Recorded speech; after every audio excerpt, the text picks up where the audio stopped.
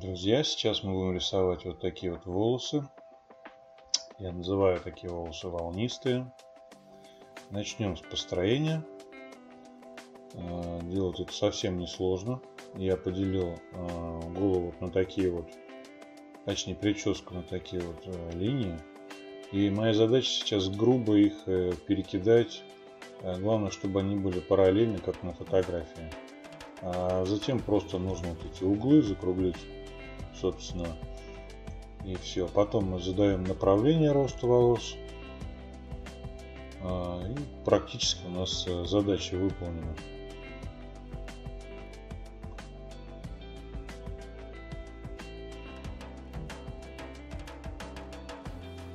Обращайте внимание, такие вот линии, они практически есть на всех объектах, которые вы рисуете. Можете использовать такую методику, делить на какие-то отдельно взятые странные такие фигуры, такие формы. Как вы это видите, неважно, лишь бы вы зафиксировали как-то на фотографии для себя и точно так же передали на бумагу. Скопировать какой-нибудь отдельно взятый такой объект, я думаю, практически никакой сложности не предоставляет никому, даже ребенку.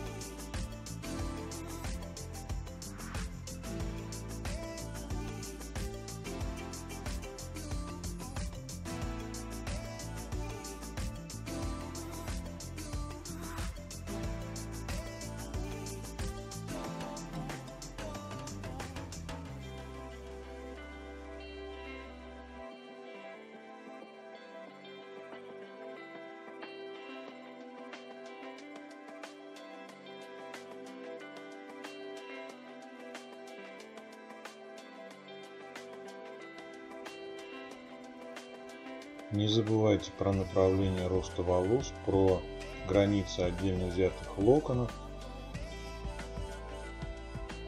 Нужно их все обозначать. Пусть будет немножечко неправильно, может быть, всегда можно исправить.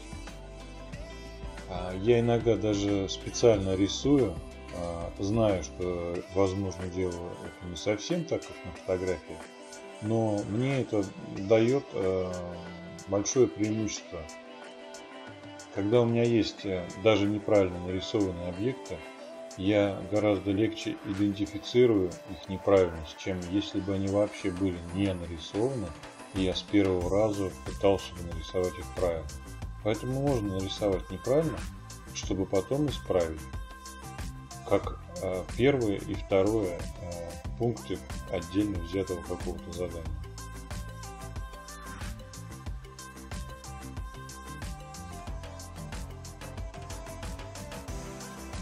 Видите, когда у нас какой-то локон появился, вокруг него все остальные строятся гораздо проще, чем если бы его не было.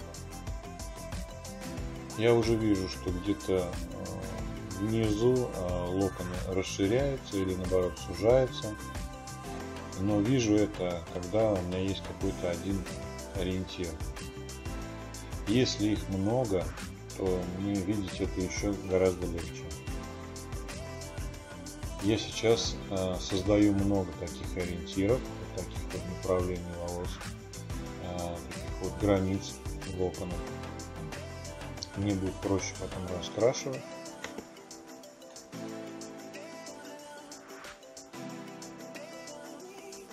И если сейчас в ходе рисования и уточнения нашей прически карандашом, уже на этом этапе, если попадется какая-то ошибка, сделанная ранее она будет выявлена гораздо легче, чем если бы не, вот так вот, не вдавались в детали карандашом.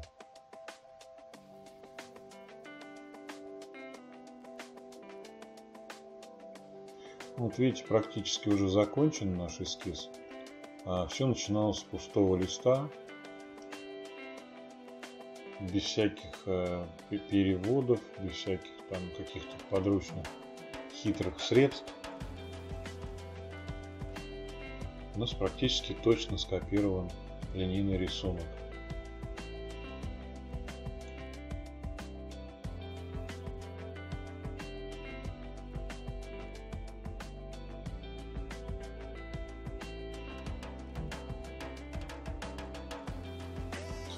Не нужно избегать вот этого этапа рисования линейного рисунка, эскиза.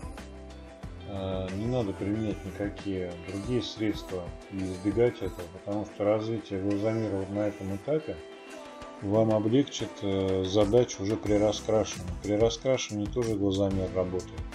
И чем сильнее он у вас развит, тем быстрее вам будет и легче работать. И, соответственно, будете больше получать удовольствие от проделанной работы. Рисование вас не должно мучить, оно должно приносить вам интерес, какие-то приятные эмоции, радость.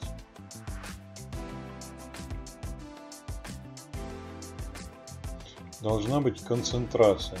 На каждом этапе должна быть концентрация. Каждый отдельный этап, когда делаете, вы не думаете о следующем.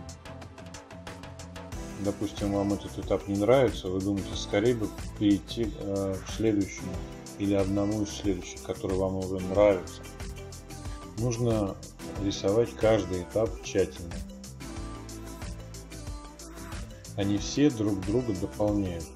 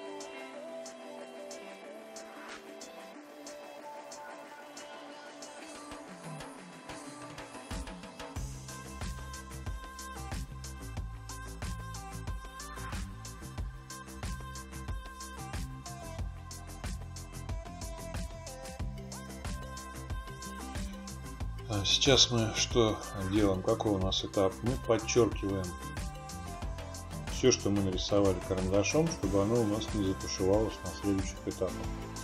Заодно подчеркиваем направление волос и, идя от темного к светлому, сразу затемняем те участки, которые все равно так или иначе будут затемнены, и можно это сделать сразу без проблем. Уже какую-то часть работы, сколько-то процентов, можно считать выполненной.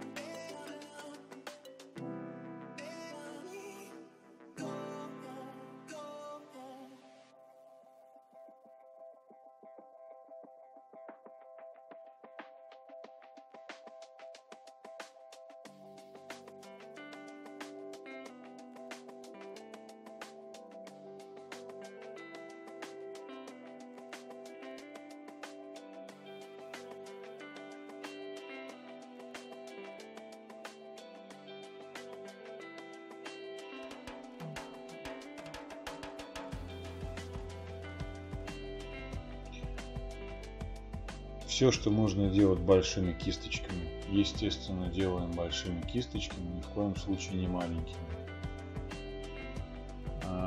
Она заполняет огромное количество пустот, и потом при уточнении наших вот этих вот волосков, локонов, она уже заранее заштрихует то, что нужно заштриховать, и вам частично маленькой кисточкой это делать уже не придется. Большую долю на себя уже взяла большая кисточка. До каких пор можно рисовать большой кисточкой? До тех пор, пока она не начнет портить нам рисунок,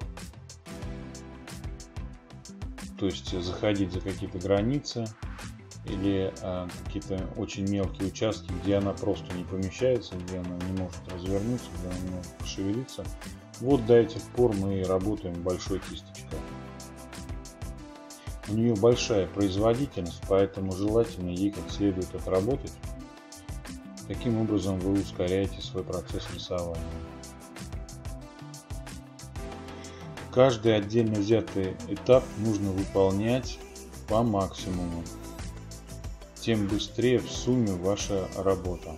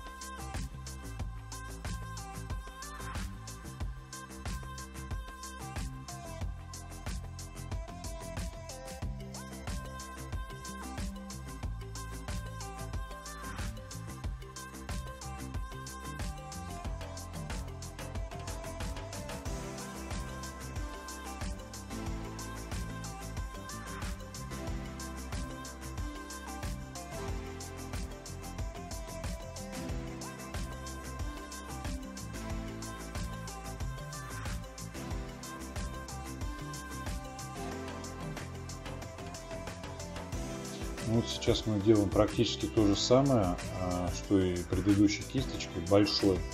Но она здесь уже не может выполнять свою функцию. Мы взяли немножечко поменьше. Но кисточка тоже с достаточно большой производительностью. И так в виде размытых локонов у нас они уже приобретают вид. Уже понятно, как они растут. Уже хочется пропустить волосы сквозь пальцы. Потом мы возьмем еще более мелкую кисточку. Еще лучше уточним. Потом еще более мелкую кисточку. Потом у нас еще будут мелкие волоски, которые выходят за нашу прическу, которую мы видим вокруг. Поработаем ластиком, и уже будет очень реалистично. А еще мы поработаем над ошибками, устраним какие-то недочеты. И картинка получится достаточно красивая.